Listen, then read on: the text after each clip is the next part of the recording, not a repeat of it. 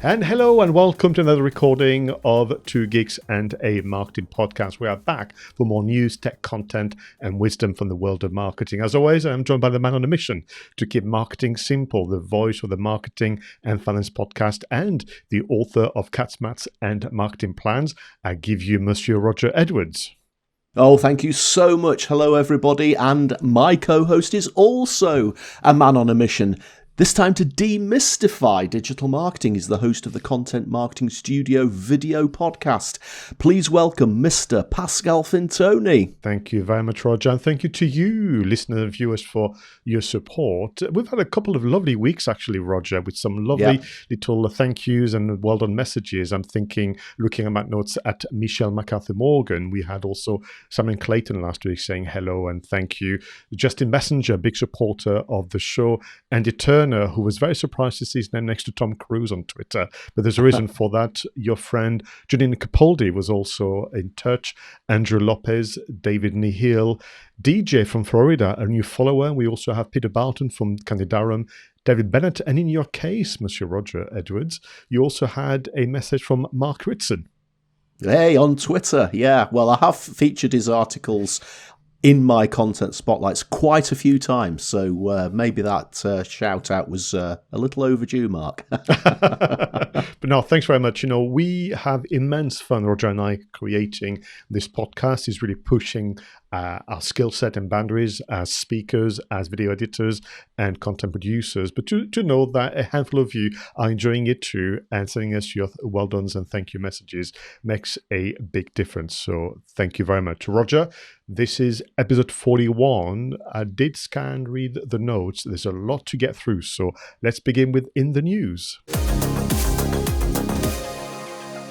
According to a 2021 Forrester and AliExpress report, 2/3 of European consumers are interested in shopping online via live streaming, interactive games and video content, also known as shoppertainment. Right, well, we have some podcasting news, Roger, with Spotify rolling out timestamps and the option of sharing a particular point to start listening from. And Audacity has been acquired by Muse Group, the owners of MuseScore and Ultimate Guitar.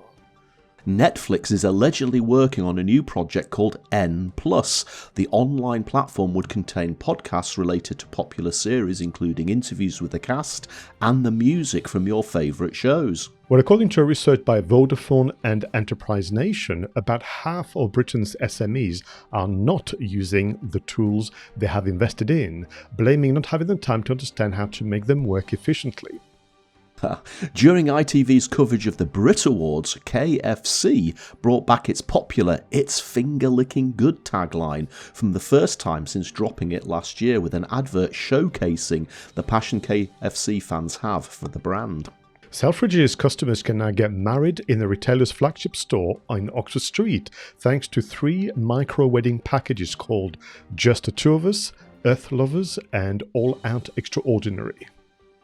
The Data and Marketing Association UK, the DMA, has published the Global Privacy Principles, a set of 7 key principles for the global data and marketing industry, serving as both an ethical framework and best practice guidelines. And finally, ice cream brand Häagen-Dazs is bringing back the floating cinema experience to London. This year's lineup of films, Roger, include cult classics, sing-alongs and rom-coms such as Pulp Fiction, Bohemian Rhapsody and Notting Hill.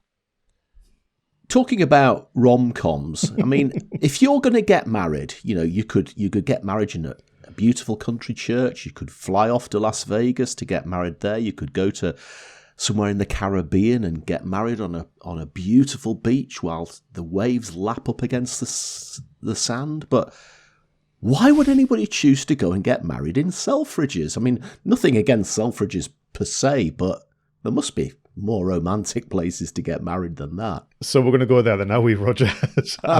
Well, I chose it on purpose because at first I was thinking, really? That feels like jumping the bandwagon of, you know, it felt like a PR stunt, but in fact, they're not interested. But actually, Roger, if you think about it, the countless number of weddings that has been cancelled for the last 12 to 14 months, they don't have enough venues and weekends and dates to actually satisfy the demand. So Selfridges is providing a solution. However, I would agree with you. As someone that's worked in London and was actually walking up on Oxford Street for nearly 2.5 years during my lunch break, that would be the last option on my list. But, London is very attractive to international tourists, so maybe that's the market they're going after. Possibly. And instead of getting a nice horse-drawn carriage to drop you off at Selfridges, you could just get the tube, couldn't you? or some of those tuk-tuks, that they have. Yeah, that's right, yeah. That's absolutely right. So, and KF, go on. No, exactly so, Roger. A few months ago, you were the kind of host of the show, and at the time, you brought the announcement about the strapline from KFC to be removed from all advertising. So I think it's only right that you should be the one today to bring the news that it's come back. Yeah, I mean, in fairness to KFC, I think they did a really good, sensible thing here because they played upon the fact that the pandemic reduced our ability to get up close to people. And I just think they thought that finger licking good was just a little bit too personal, wasn't it? It was a bit too close, especially as we are being encouraged by the government to wash our hands all the time. So I thought they were quite clever in all the different iterations of things that they went through. And we mentioned a few weeks ago where they were putting banners outside other brands' stores, like on Oxford Street, funnily enough. But it's nice to see that finger licking good tagline coming back, not only because it's a great tagline, but also because it's another hint that we're slowly moving back to normality. The advert is great fun. I mean, I'm not a fan of the products, but I get it. I understand, the loyalty towards the brand. And it is a lovely montage of the fans of the brand, including actually people being arrested by the police for gathering too close to the store. So I think they also went there in terms of, being very open about the ups and downs of brand loyalty. I wanted to ask you your reaction to Netflix. Net Plus, so yet another online platform, but this one essentially extending the enjoyment of one's favorite series with interview type content, but also the soundtrack and the music of your favorite series. I'm not sure how I felt about this when I first read it. I mean, on the one hand, I don't miss it from being there on Netflix at the moment. I don't watch a film and then think, oh, Netflix, I wish you had the soundtrack there for me to listen to, or I wish that you had some extra interviews. So my initial reaction was, well, is it really only targeting a very small number of people who genuinely want to dig that much deeper? But then I thought, well, actually, pretty much every DVD or Blu-ray that I've bought over the last decade or so has included a whole host of extras, which I've actually been quite happy to watch and listen to. So I guess what they're doing is they're just creating the online version of the extras that we've become used to on Blu-rays and DVDs. I have friends who simply don't understand why I would bother watching the movie again with the director's commentaries or watching all the making-ofs and extras. But I suppose that comes with being a complete film buff. And I know that the number one podcast in the UK right now is called Mad About Line of Duty. And this is about a bunch of people talking about the episodes of this obviously very, very popular series. And I think when there is a fan base behind a brand like KFC or behind a series, extending the enjoyment through additional content, it kind of makes sense to me. I'm just questioning whether you need another platform. Can it just be on Netflix all in? Yeah, absolutely. And will enough people actually pay the extra to have it? I mean, let's face it, Netflix is quite expensive already. If you go for the full package, they've only recently just increased the prices by £2 a month. So whether people will be prepared to pay even more, well, we'll see. We'll see. So as the man championing simplicity in marketing, I must ask about shoppertainment. Now, this combination of two words is called a portmanteau, isn't it? It is, indeed. Portmanteau or portmanteau, which is a word I only learnt recently in one of our favourite shows, the 𝗧𝗵𝗲 𝗪𝗂𝗍. I learnt portmanteau from there. I I do rally against jargon and all of that sort of thing, as you know, and normally this sort of thing would make me cringe, but it's fine. It's a bit of fun, and it relates to consumers doing things that consumers like. So it feels a little bit less like a strategic staircase or a paradigm shift, I have to say. But I think someone's building to the point we made earlier about Netflix, which is the idea of extending the information experience of the customers. Instead of having a product and a price and the delivery date, you can do so much more. And I look forward to seeing what people are going to do. And finally, before we move on to the next segment, the Data and Marketing Association in the UK, one of the most active body when it comes to this issue of data protection and privacy, a global privacy principle, this idea of a worldwide standard that people can follow, as opposed to this kind of really haphazard affair that we have, depending on which country you come from and where you're visiting website and where they are hosted. There's all manner of things that can happen to your data. Yeah, and this has been brought into the spotlight recently, hasn't it, by Apple's latest update to their operating system, iOS 14.5, which has actually introduced this system where you now have to say that you're happy for apps and websites like Facebook, for example, to track your data.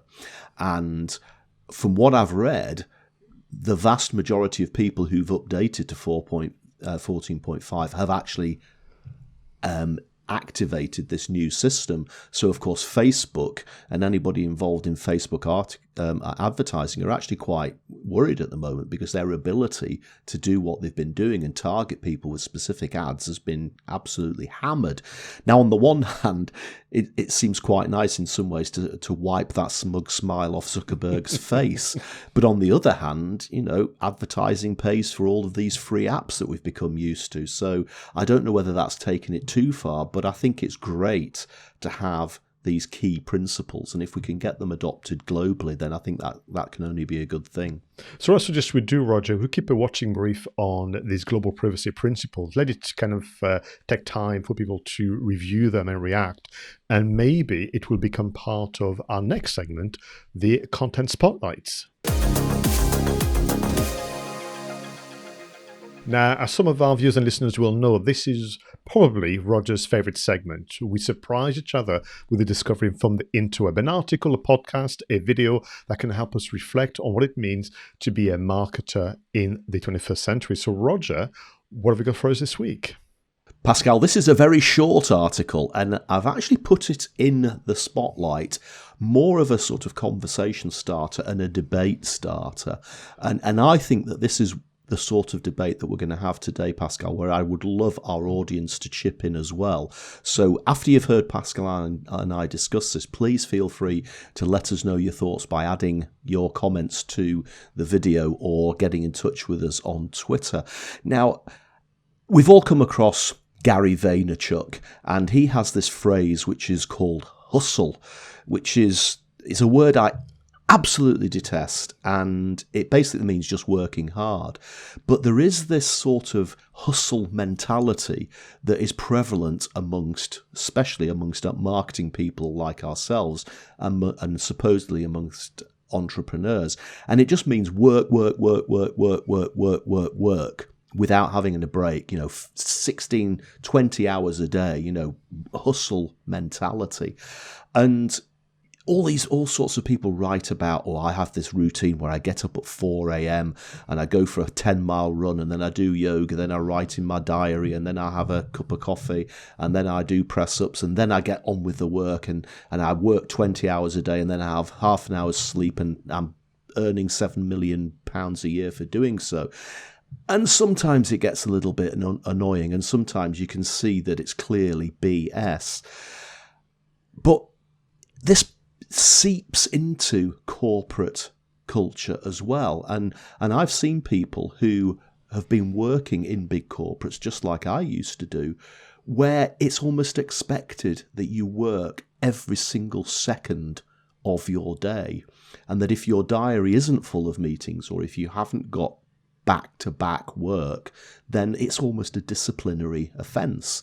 And this hustle culture seems to have just indoctrinated itself into everything that we do work-wise these days, which is why this article that I spotted in Inc. magazine by Jessica Stillman really resonated with me. The title is "To Get More Done, Embrace the Paradox of Productivity and why leaving slack in your days will actually make you more productive." And it's a very short article, as I say, Pascal, and it's really just saying, don't listen to the Gary Vaynerchuks of the world and the Elon Musks who are only going to sleep for 3 hours a day, because this can ultimately make you worse at working. It can actually mess with your health as well. It can mess with your health and well-being. It could lead to stress. It could lead to heart disease. It could lead to high blood pressure. It could lead to mental illness. And she's actually saying, look, it can be better to plan downtime in your working day. So instead of boasting about getting up at 4 a.m. and going for the run and doing yoga or whatever it is, it's actually okay to say, do you know what? At 3 o'clock every day, I go and have a bath, or at 3 o'clock every day, I go for a walk around the block and I listen to my favourite band playing on Spotify. But because by building in downtime, you're not breaking some work rule, you're actually protecting yourself and therefore enabling yourself to do better work. And maybe it sounds like the bleeding obvious, and as I say, it's a very, very short article, but when I read it I thought, do you know what, I would almost like this to be framed, and it's such a short article you could probably put it in one frame and actually put it on the wall in the majority of big corporates, and for those of us who are working from home, self-employed, actually put it on the wall in front of us as well, so that we can be reminded that you don't have to be booked out back to back and you don't have to be working 20 hours a day, and that it is okay to actually plan in downtime, because ultimately that will make you better. Do you know what is incredible, Roger, is when I describe in a moment my selection for today, you're going to be even more surprised than usual about how closely aligned they are. But I think we are ultimately just a mirror of the mood, what is happening globally. I know that in the UK, or perhaps internationally, this is of course recorded at a time of International Mental Wellness and Mental Wellbeing Week. But also I think the lockdown restrictions, as there are people who are probably working very hard, not necessarily very smart, to reconnect with actually getting the balance right. And I think, the author here is capturing the mood so well. But for me, it's also timely to hear this very wise reminders, because when in weeks or months, depending where we are in terms of lockdown measures and restrictions across sectors, Roger, people are going to go back to more of a full-time form of working pattern. And I'm sensing as well, people thinking, well, I've had a year where it's been a bit weird. So what I'm going to do is I'm going to double down. I'm going to work longer hours to make up for the deficit of the last few months and few weeks. And that is not at all what you want to do.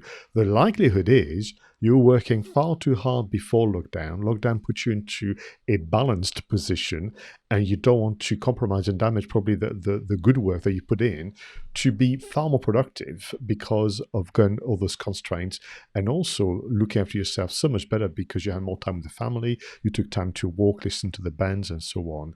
And for me, there's almost two call outs here. One, to leaders to look after your staff well, who may be under the impression they have to work a bit harder to make up for that deficit, as I called it. But also if you are a solopreneur, or if you are very much, a master of your own kind of diary, don't just cram a lot of working hours into it. Just add elements that are more to do with your own well-being. And actually, as she points it out, it's about this downtime that makes you more productive, which is essentially the paradox. Yeah, and I saw somebody else post, I think it was on LinkedIn, I can't even remember who it was now, actually said the question was, how long do you leave between meetings? And he did a little poll, and it was like back to back, 15 minutes, half an hour, and the majority of people ticked back to back, which again reinforces what we're saying here, is that people completely block out the day.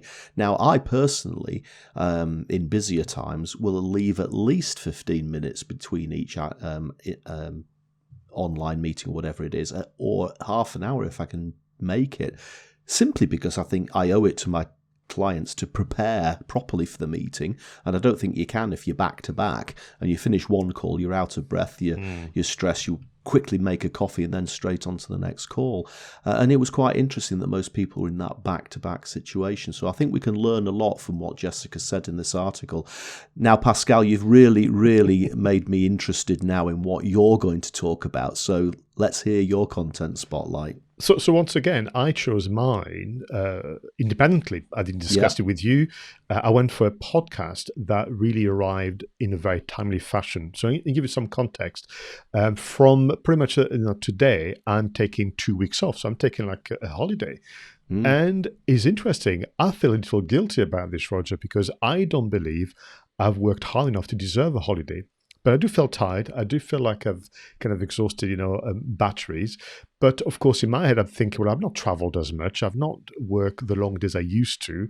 I'm not worthy of this break. And I was very, very tempted to accept a few meetings here or there, to accept doing a proposal, until I came across this episode from 𝗓𝗏𝗏.fm. You know that the host is our good friend Chris Ducker, the author of The Rise of the Youpreneur, and also the host of the Youpreneur Summit and the inventor of many, many coaching programs.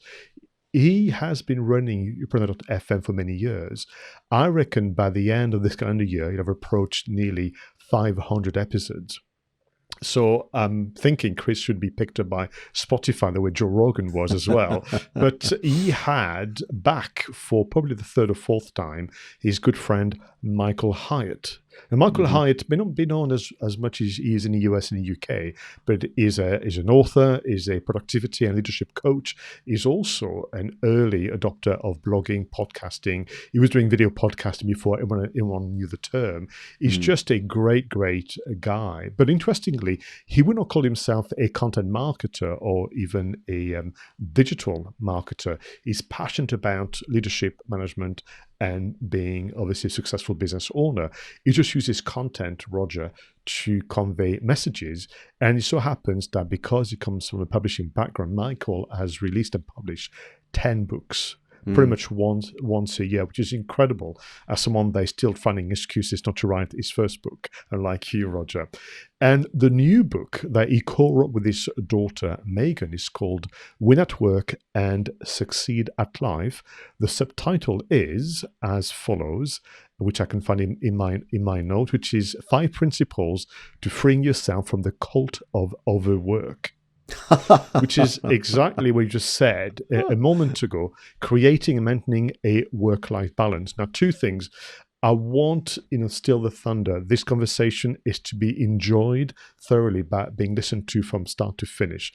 And at times, actually very, very touching, because both Chris and Michael touch on, obviously, the impact on working too hard on family and the like. So really great timing for me to kind of go, I should not feel guilty about taking time out.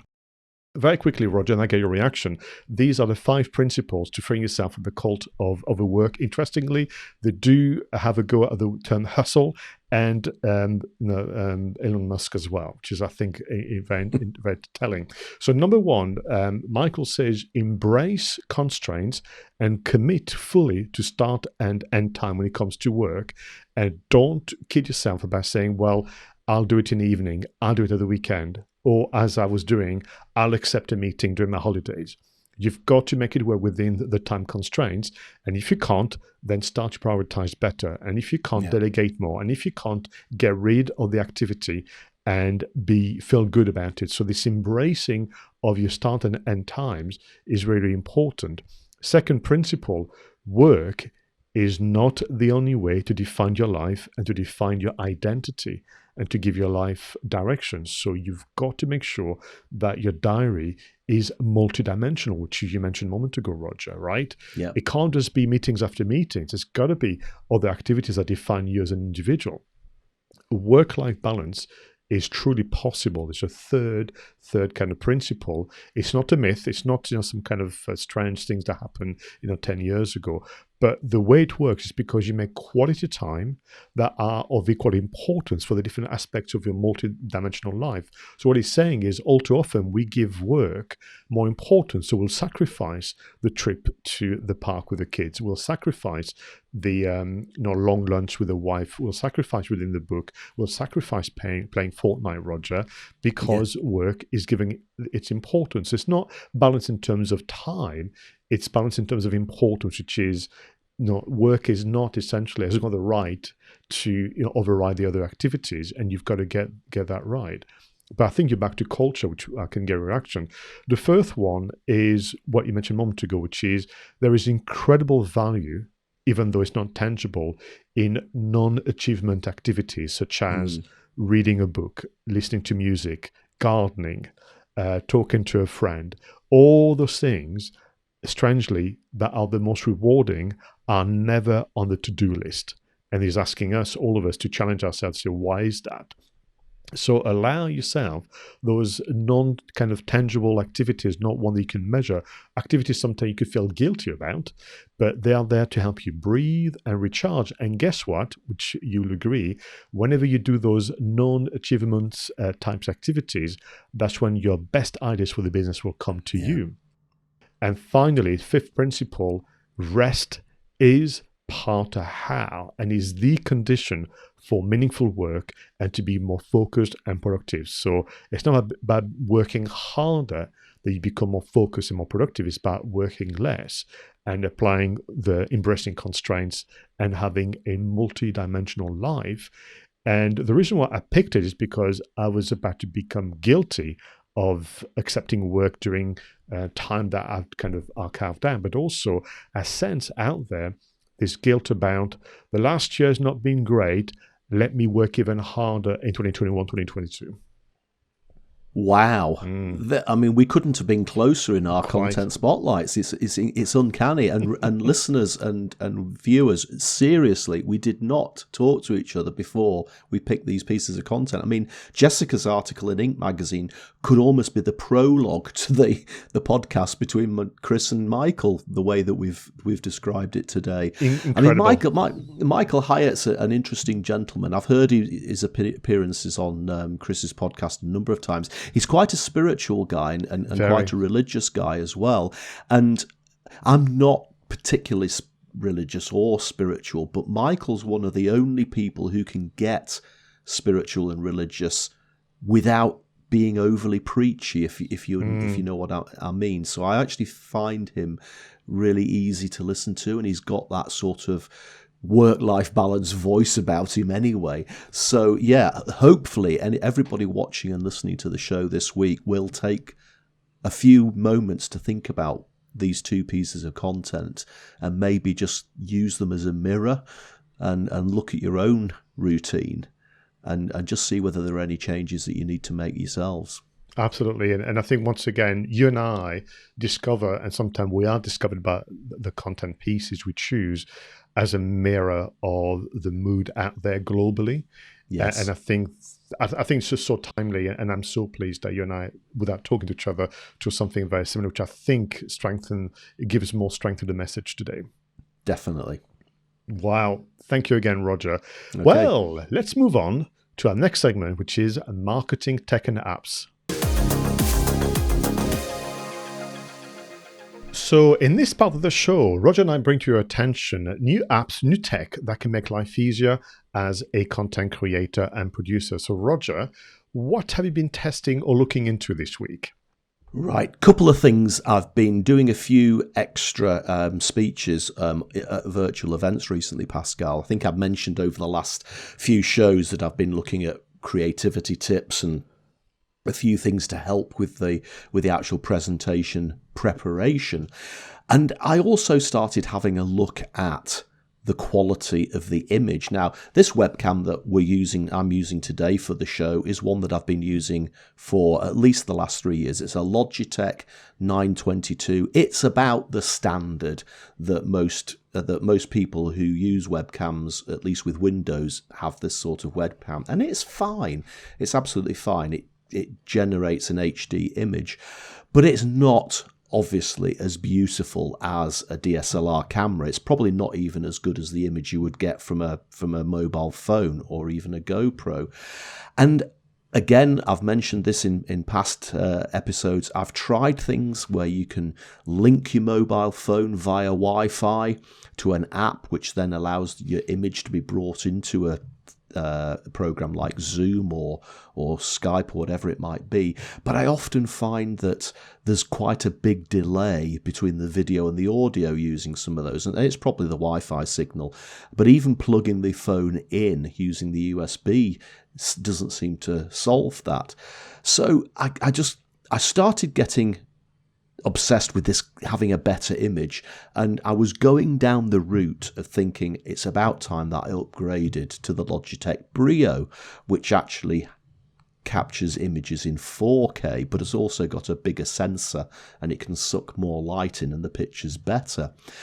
But the more I actually watched reviews of the Brio, for a £200 price tag, I wasn't convinced that I was going to get the upscale from the 922 that I use here.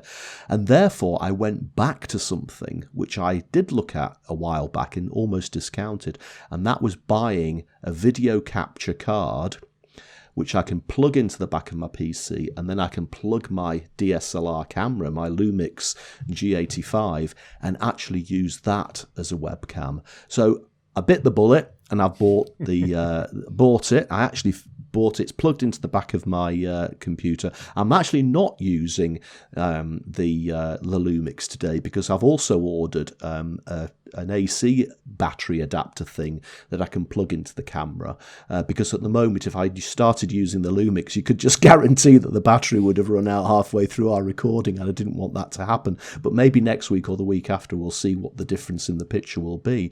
But because it's an HDMI socket that you're actually plugging the camera into, it doesn't have that latency problem that you have with the Wi-Fi that we've experienced with some of these other gizmos.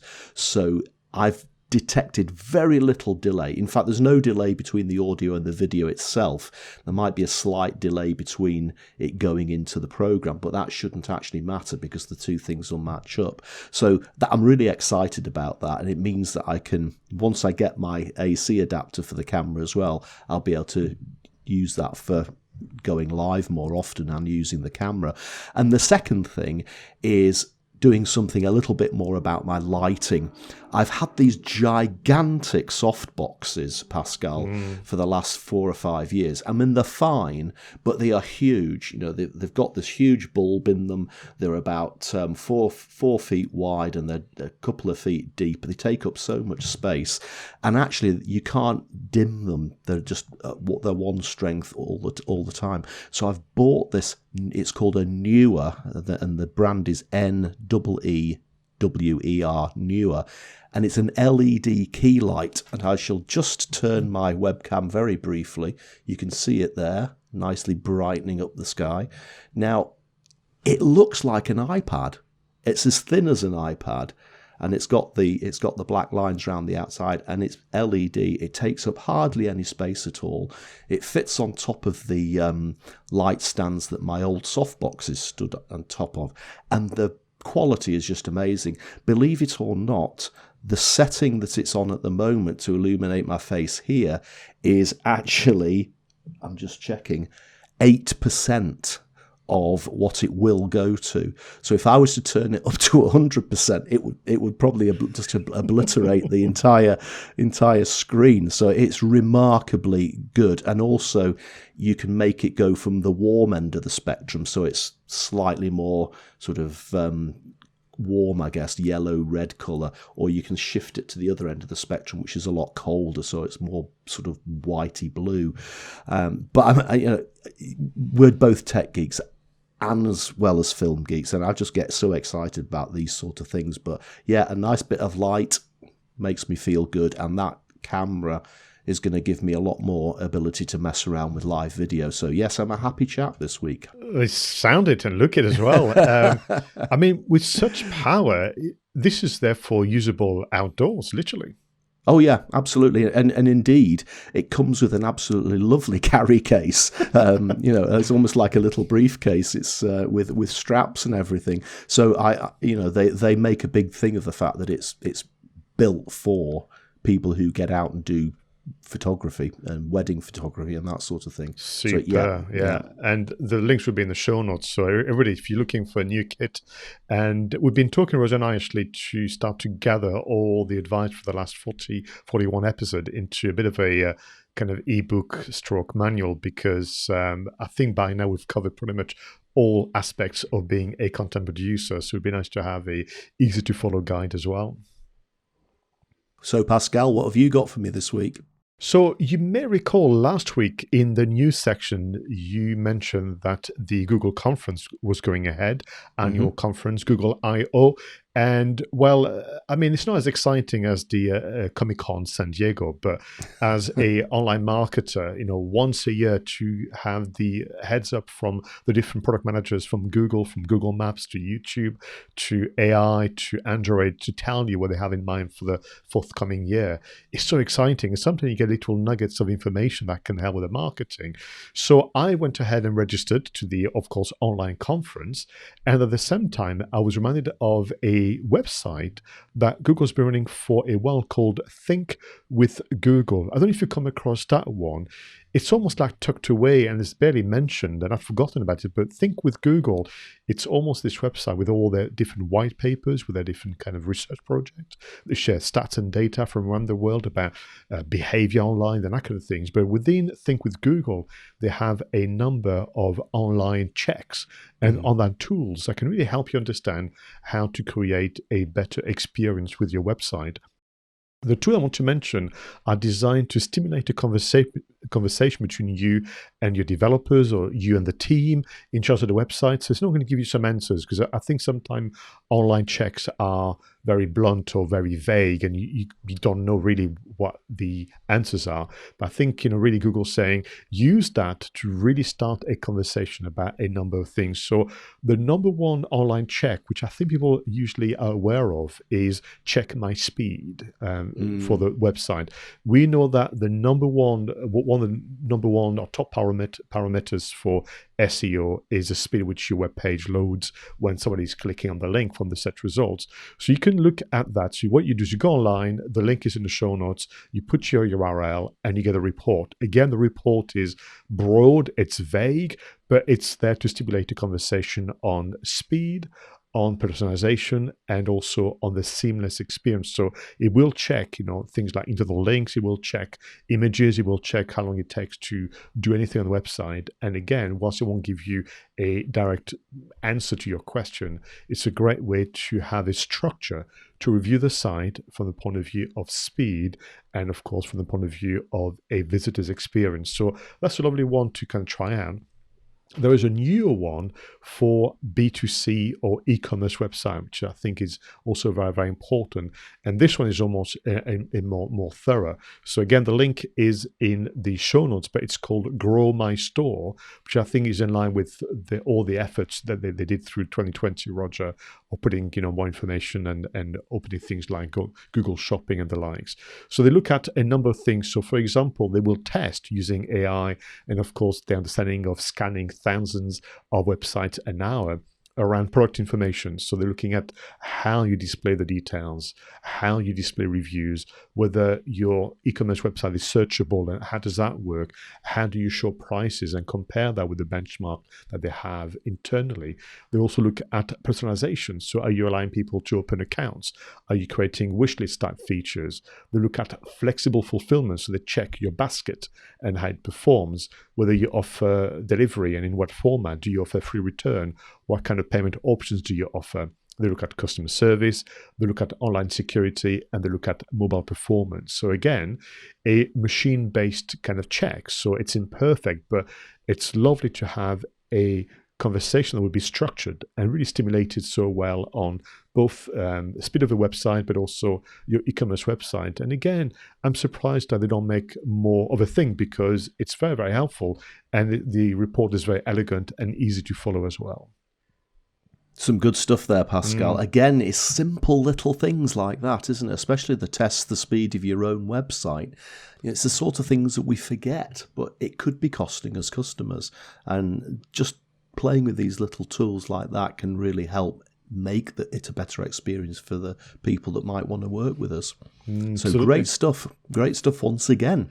Once again, indeed. Now, Roger, all this is possible thanks to pioneers and visionaries from the recent and distant past. Shall we move down memory lane into This Week in History?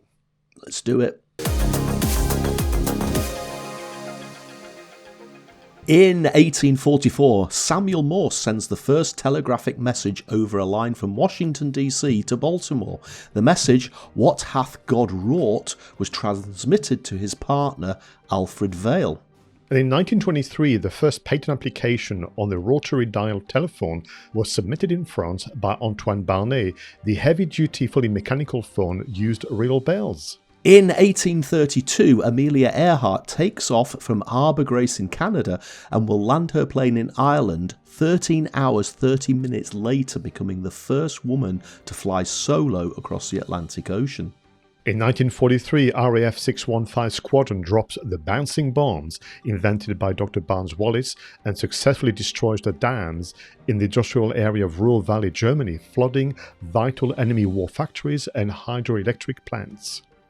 In 1980, almost exactly 3 years after the smash hit Star Wars, The Empire Strikes Back is released. The pioneering use of special effects technology in the original Star Wars trilogy transformed the movie industry. It did indeed. In 1991, the first web server in history is set up by Tim Berners-Lee in the next cube at CERN in Geneva. The launch of this first server is considered to be the public release of the World Wide Web. In 1991, the first British astronaut, Helen Sharman, launches into space on board Soyuz TM-12.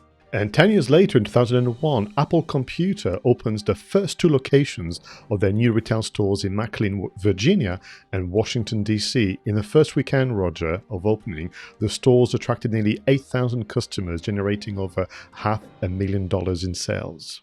Which just goes to show that people actually do like to go to real shops from time to time. And do you remember they were mocked, saying, "What are you doing opening a store? What do you know about retail experience? Stick to what you know best and sell computers." And honestly, the rest is history. 20 years ago, though, that's already feels a long time back in time. This would be not so bad. First, the first lady across the Atlantic with the flying, the first lady, British, into space, joining the Russian astronauts to join the Mir International Space Station. Incredible times. Yeah, exactly. And the bouncing bombs. Barnes Wallis, that film of that, the Dam Busters, is obviously an iconic film. Quite an old film, obviously, in black and white, with those amazing Lancaster bombers. Just absolutely incredible. And even just watching that film, the film's almost a semi-documentary, isn't it? Because it focuses very much on how they came up with the idea of the bouncing bomb and how initial trials, it just basically went into the water and sank. And then they came up with this idea that it would have to be spinning at a certain speed and then dropped. And the calculations that they were doing in those days on paper without having anything like a computer or even a calculator to support them.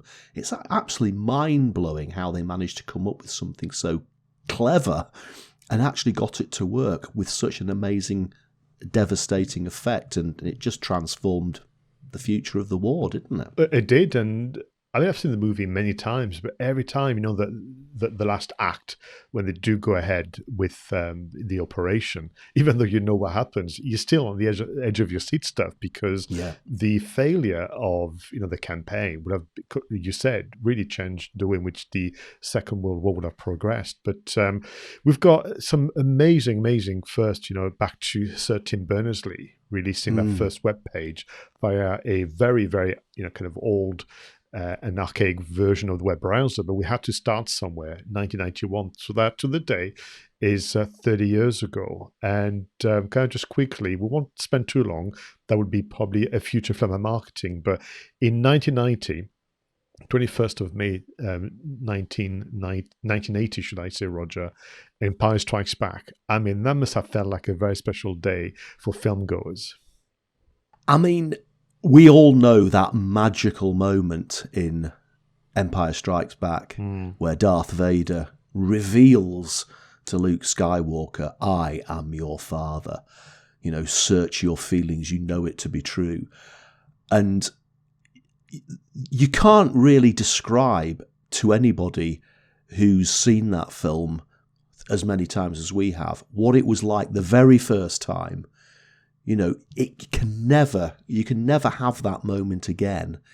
I've seen Empire Strikes Back and all the Star Wars films multiple times, as you have, and they're always good, and I enjoy them always. But you'll never ever get that same effect that you got when you watched it the very, very first time. And maybe there are moments in all films that are like that you can only ever experience for the first time once.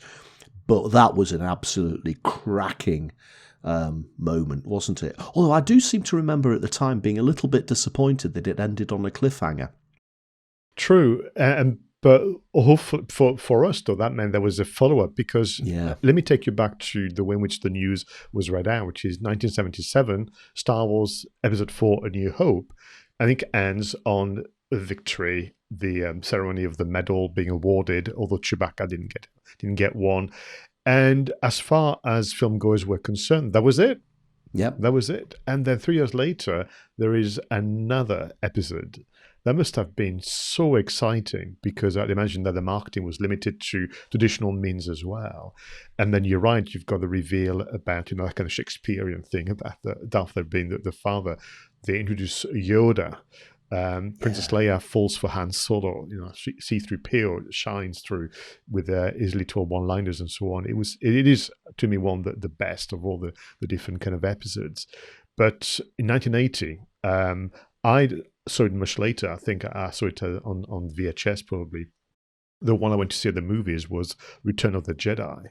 But no, for me, it's just thinking about people back then, and being in Ireland, welcoming Amelia Earhart, which is landing, having kind of crossed the Atlantic.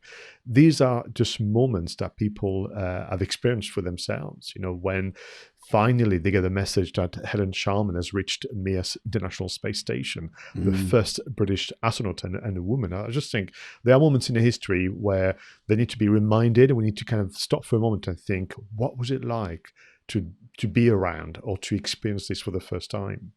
Oh, yeah. I mean, we get on an aeroplane, or we used to get on an aeroplane, and what does it take? 6 or 7 hours to fly across the Atlantic from London to New York, and we get a bit grumpy if there's too little leg room, or if they don't serve us the right sort of champagne, if we happen to be travelling in a posher cabin.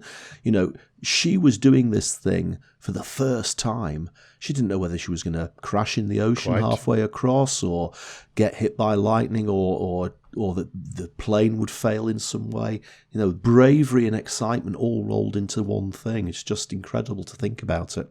And that's what's interesting about this set of This Week in History. When you read them again, it's about somebody pressing the kind of publish button. Literally, from opening the stores for the Apple computer in 2001, all the way to sending that first, Morse telegraphic message using Morse code. It was always about the first. And I think for all of us, we need to kind of realize that we are really the descendants of pioneers who have given us permission to be just a bit more daring. And if I may stretch this segment to suggest to all of us, just don't worry, just press the publish button. Yeah.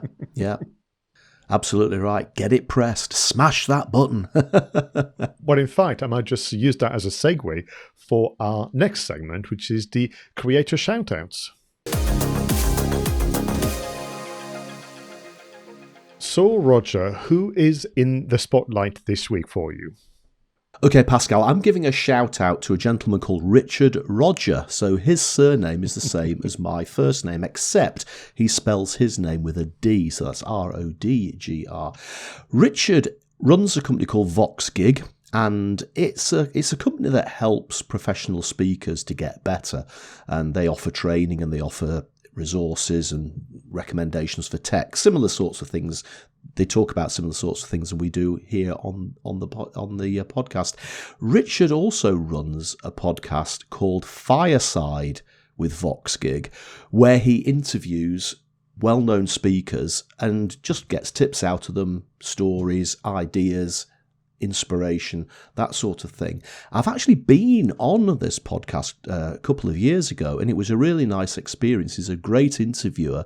He really does have that sort of fireside voice, and when you chat to him, you could almost believe that you were sat in a sort of country house with a roaring fire and maybe a couple of glasses of wine. But it's one of those podcasts that that he doesn't publish it absolutely every week, so sometimes there's the odd week missing, and I've just recently had a binge on the latest episodes, and I thought it was well overdue a shout out, so that's why I'm giving it to you today. What I like about the VoxGig podcast, in addition to his interview style, is that I've very rarely heard of any of the speakers that he interviews. Now, that's not a bad thing, because sometimes, a lot of these podcasts that do interview speakers, it's the same people, the big American famous speakers that we've all heard interviewed time and time again. And I'm not taking anything away from those people. They're excellent at what they do. But what I like about what Richard does is he talks to people like me who aren't internationally famous, but actually who are just as good at coming up with ideas and coming up with stories and coming up with tips. And I just love hearing the sorts of things that these people say. So well done, Richard. Always a pleasure to listen to Fireside with VoxGig podcast. Super. So for me, I've gone back to new beginnings. You know how much I am in terms of, people starting something brand new. So we have now a new podcast series that has been launched by Darren Winter, Gemma Walton, and Emma Krause. And what they have done is they meet monthly and have a chat. I mean, when you listen to it, it's almost, Roger, as if you can imagine them around the table with a cup of coffee or a cup of tea, and they're just catching up and they are sharing their reflections, their observations about the world of sales and marketing, with, of course, a lean towards digital. That's understandable. So the new series is called Like, Click, Share, which I think is lovely. And at the time of recording this episode of Two Geeks and Marketing podcast, they probably have done about 3 or 4 now. They've chosen to go monthly, which I think is interesting. And I think what they're going to do is stick to that and meet regularly. And they all bring something a bit different, which is why it's interesting by the 3-way conversation. So you've got Darren, almost, the consultant and the coach of business owners. Then you've got Gemma, the strategist, the scholar. She knows so much about tactics and how to put together good processes in place to make sure that your communication is done well. She's a pleasure to listen to. Then you've got Emma, the trader, the business owner, that shares first-hand experience of using the tools of the time. And the half hour that they spend together goes back very, very quickly, which is also, I think, a very good sign.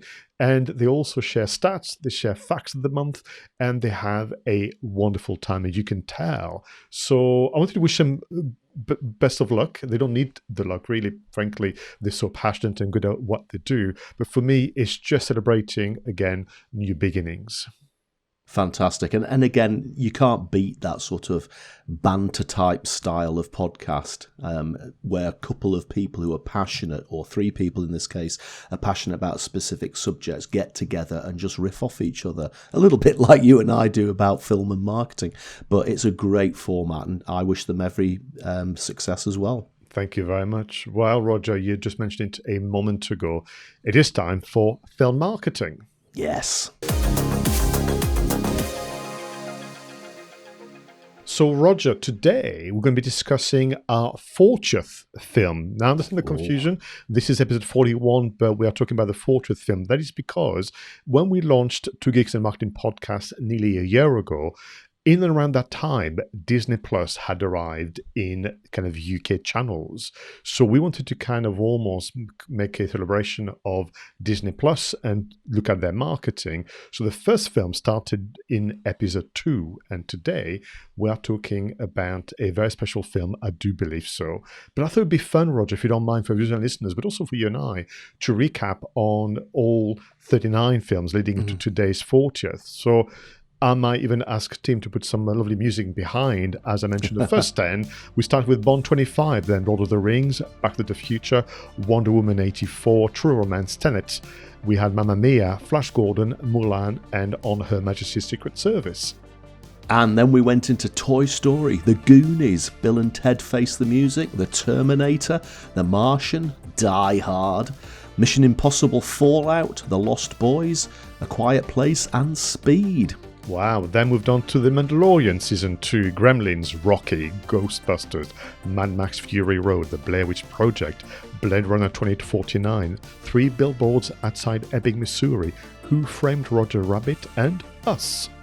And the final 10 is The Matrix, Triangle, Highlander, The Woman in Black, Blade, The Game, Nightcrawler, A Few Good Men, and American Werewolf in London. And this week we are going to be talking about, well, actually, and maybe I'll give you a little bit of background as to this film before I actually tell you what it is.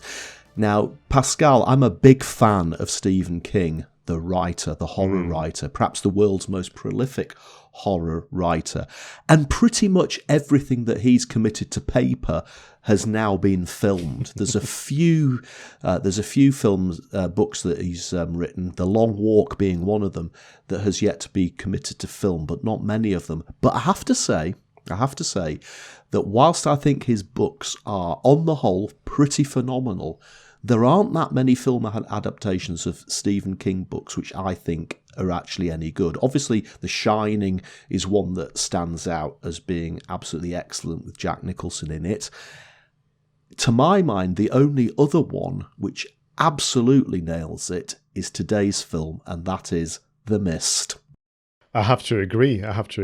Like you, I love the book. I love, which is why The Mist is working so well, how it studies people and how they behave and react to extreme circumstances and challenges and danger.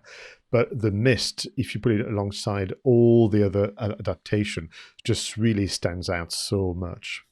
Absolutely right, and it is a horror film. There's some pretty well designed monsters in it, created by computer graphics and other trickery, very convincingly, I think. But ultimately, it's one of those films where the monsters are almost incidental to the actual plot, because the real monsters are actually the people, aren't they? And that's often the theme that you see Stephen King explore, taking a small town somewhere lost in some part of America, and how the people, sometimes driven by their own religious belief or superstition, just turn on each other. Yeah. Now, I again, as I say, Stephen King, one of my favourite authors. Now, The Mist appeared, and I should have checked this, I think The Mist appeared in an anthology book, which might have been called Skeleton Crew. Was it called Skeleton Crew or Different Seasons? One of the two. And Stephen King wrote a very long introduction to that book, explaining where he got some of his ideas from. And I always remember this because I read the introduction to the book before I read any of the stories. And he said that he'd gone with his wife to do the weekly grocery shopping. And like a lot of blokes, he's not particularly into grocery shopping. He just obviously goes along to help his wife. And he was stood looking down at all these boxes of cereal on both sides of the aisle. And I think he said, I just had this flash, this moment of vision in my head of a pterodactyl crashing into those shelves of cereal packets. And he said it was that moment, that bang, that light bulb where he saw that pterodactyl that actually led him to write The Mist. And just goes to show, doesn't it, where the ideas come from. I mean, I am a daydreamer, Dennis will tell you that as soon as something doesn't interest me, I'm off thinking about the next podcast, whatever. But I must confess, my mind would not go that far, which is why Stephen King is as successful as he is. But I think it's back to that, which is taking normal people. I mean, the ensemble cast that was pulled together represents all ages, all kind of professions and so on, and they are put together into a normal environment, a supermarket, but then what happens particularly outside but also inside becomes extraordinary, and we study literally how one by one there's a breakdown of the group, the cohesion, how they turn on each other and so on. And it is, back to the time, 2007, a longish film, 2 hours. Most film would have been a fraction shorter. But then again, Stephen King's books are so long because he spends time with the character. And I am so pleased that we shouldn't be surprised that the director, Frank Darabont, spent time with the characters. I mean, you really get to understand who they are, what makes them tick, and how they're going to behave. So 2007, that meant that for all of us, we had the pleasure of watching the 𝗧𝗵𝗲 Redemption. That's 94. Then The Green Mile in 1999. Both of them novels and books from Stephen King. And then if the name Frank Darabont has become more popular and famous, it's because of his work on The Walking Dead 2010 and 11 for season 1 and 2. Yeah, and of course, if you watch The Mist, one of the things you will notice is that quite a lot of actors who went on to appear in The Walking Dead are actually in The Mist. Laurie Holden, Jeffrey Dillman, Melissa McBride, etc. And it's lovely to see them in that early in their early incarnations. But it is a big cast, and as you say, they're trapped inside this supermarket. This mist descends because of some experiment that's gone wrong at a local research laboratory, and horrible monsters start moving around in the mist and causing mayhem. But the film really is about how the people who are trapped in that supermarket, they form alliances, they try to decide whether to go outside, whether to fight back, or to and I think one of the women almost becomes like a preacher and tries to convince some of them that this is all God's will, and there's this really quite horrible scene where she convinces the people in the supermarket to sacrifice one of the children almost to God, to get God to stop doing what he's doing. And somebody described this as a bit like Lord of the Flies, but set in a supermarket. And it's a really scary thought as to how the things that bind society together could quite easily fall down in a situation like this. And when I watch a film like this, I sit there and think, God, this really could happen. And indeed, you could argue that Frank Darabont explored the same theme in A Walking Dead, where literally saying, well, the undead are nowhere near as bad as the living, particularly when you move on to the next seasons with things like, was he called the governor, or the characters that were really quite nasty. But back to your point, there's a lovely line from The Sun. So for me, the reason why I wanted to see the movie when it came out was two things. I knew it was a Stephen King adaptation, and I was hopeful that it would be a good one, despite the fact that I'd been disappointed many times. But for me, the lead actor, Thomas Jane, I just really like his work. But also people like William Sadler was in the film. Now, William Sadler oddly played the bad guy in a movie we reviewed many months ago in Die Hard. Yeah. And what was surprising about The Mist is that there were some characters or actors you knew, and you had some expectation about the kind of characters they would play, and every time you got surprised. So you had, for example, Toby Jones, who playing the kind of petite and not particularly threatening store manager, but proved to be almost a hero of the piece, who is very good with a gun and very authoritative. So you had all these big surprises. But talking surprises, and I'm mindful that through the research I've discovered that people have not watched The Mist or are discovering The Mist today. We can't talk about the ending beyond saying that's what a horror film feels like when you have an ending like the one that Frank Darabont and his team pulled together. Yeah, I was going to talk about the ending, but you're right, Pascal. We really can't give too much of it away, other than the fact that it could well be one of the most bleak endings to any film I've ever seen. And this is interesting because the actual novella of this film, the actual written version of The Mist, the film follows the book almost paragraph by paragraph, except the ending. Now, the ending we see in the film is not the ending that we see in the Stephen King book. And I don't know why Darabont messed around with that. I think it's perhaps that the book ended on a sort of, they get out of the supermarket, they get into a car, they drive off into the mist, and it sort of ends on a cliffhanger. Do they make it? Don't they make it? And we never know, I guess, because he never wrote a sequel to it, obviously. And maybe Frank Darabont thought, I can't really just leave it like that, so I have to come up with something genuinely shocking to finish this film on.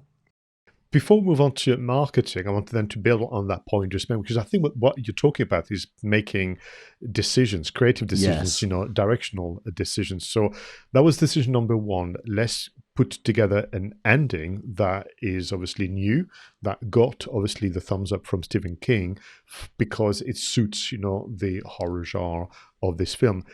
Next decision was around the ensemble cast and so on, but also 2007 was the beginning of using digital film as opposed to print and physical film.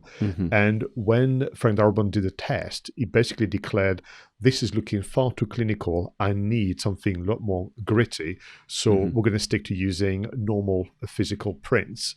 The next thing that he did was, and I think was also for speed of production, because this was produced in a space of a couple of months, if that. Yeah. And when you watch the film, Roger, you'll agree it's a complex story. There's a lot going on, not to mention the special effects. So he actually put together a crew that was from TV production background, where everything is very, very, very fast. The small handheld cameras are being used as opposed to things on the tripod and so on. So we now know through obviously many documentaries and interviews that have been done by The Mist that the team behind The Shield were very much instrumental in capturing the sound and images of The Mist. Yes. And again, they when they released it on DVD, they put a black and white version of the film. Now, I have mixed feelings about that. I actually thought it was a pretty genius idea because there's been so many famous black and white horror films. Some of the early zombie films were in black and white. I'm not sure. I find myself torn. I think some scenes in it benefit from it being in black and white, but perhaps some of the scenes with the special effects and the monsters don't quite cut it in black and white as they do in colour. No, I would agree. I love black and white. I think there's something purely magical about it. And it worked really well with the actors when the tension was building, or when actually it all went pretty crazy, as you say, with that lady that took on the role of the preacher. But the moment you had the monsters, although I will say to people who have not seen the movie, you don't see them a lot. It's really clever done. It's really quite scary the way in which they're revealed. But each time they came in, then you were taken back to, this is 2007, and the black and white kind of magic moment just disappeared. So I'm pleased they did it. And we know that Frank Darabont's vision was a black and white to pay homage to people like George Romero and many others. But I think, the color version is certainly better. Definitely. So what about the marketing then? All right. Well, let's take it from the top, if you don't mind, Roger, and for our viewers and listeners, it makes sense to look at it chronologically. So what they did from the marketing point of view, which we don't do enough, all of us as content marketer, is to start talking about the film way before it started. So if you think that filming starting in spring 2007, in the autumn, if not summer of 2006, the press releases were out announcing the conversion from book to screen, talking about Frank Darabont, talking about Thomas Jane, even early stage of negotiation. So that really gives a lead time for audiences to get excited. And I think that's an important first lesson. And lots of interviews on TV and in the print media. And again, they focused in on this. The story is less about the monsters outside than it is about the monsters inside. You know, the people that you're stuck with, your friends and neighbours breaking under the strain. That was quite an intriguing concept that they were putting out. And I think that even people who hadn't read the book would have been sucked in by that intriguing premise. Because ultimately The Mist, like many other films of that style, it's about survival. It's about thinking, well, what would I do in that situation? So that's why I remember being at the cinema, watching on the big screen, and you're really taken by it. But I think also it's about sticking to the core message and not deviating, which I think another lesson we can take away. So then you move into being in production. And back to 2007, Frank Darabont, which is really at heart an entrepreneur, did something very, very new, which is not new today in 2021 sensitivities, but 2007, he recorded video diaries. Right. Which at the time he called webisode, which is quite charming. But 2007, Roger, the interweb, as I call it, sometimes is not what it is today. So we're a year barely into YouTube. We're only a handful of years into Facebook. So what they did was they recorded those webisodes, but they sent the files as is, really, the .mov files, to bloggers and film critics and you name it. So everybody got a little, tiny little video file that they could then add and publish onto their own website and blog. Absolutely. I mean, ahead of its time. It was genius, wasn't it? Now, of course, it's what everybody does. Absolutely. And then there was clips shown at San Diego Comic-Con, and the bloggers and YouTubers went absolutely crazy about it. And what is interesting about the clips that they shown, so this was not trailers at all, Roger. These were actually extract from a edited version. But the clips were only showing the people. So back to the message that they shared during the interview stage a few months earlier, it's all about the people stuck with each other and turning each other. And that's what people saw. So they didn't see the monsters. They didn't see really why there was a mist, and hence keeping the intrigue going.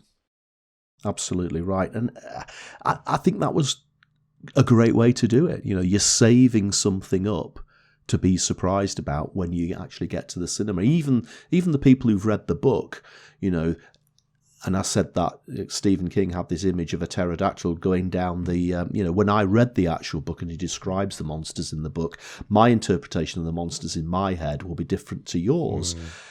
So you still have that element of surprise when you get to the cinema, because they may not be the way you envisage them to turn out to be, but that was all part of the pleasure of the horror, as they say. Then we move on to the early screenings, which is usually part of the media pack when you publish a film. So they managed to show a first cut at the film festival Show East. Now we are into the autumn of 2007, a month before the premiere in New York.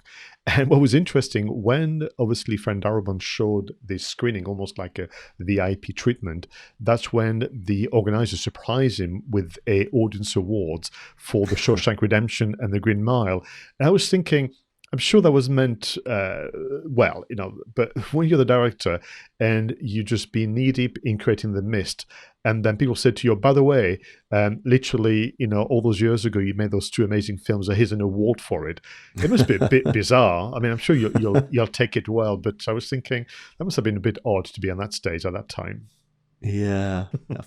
Frank Darabont. Did you know that Frank Darabont had the rights to make the film of The Long Walk, which is the Stephen King book, which is one of the ones that hasn't been filmed yet? Right. And I always thought he is absolutely ideal to make that film, but unfortunately apparently let the rights lapse. So whether that film will ever get made, I don't know. But for a while, I thought that was going to be Frank Darabont's next big film. Might come back. And then obviously come November 2007, we are into the premiere in New York and then the release of the film. At the time, which I thought was very interesting, they had 3 different trailers, and I wonder whether it was for different audiences or different time of the day, depending on who's watching on TV and at the cinema. They were all cut differently. And if you are intrigued and interested, I would definitely encourage you to get hold of the DVD or Blu-ray edition of The Mist, because they are there. You'll see for yourself, there's a very interesting effort. And they all 3 had different strap lines as well, Roger.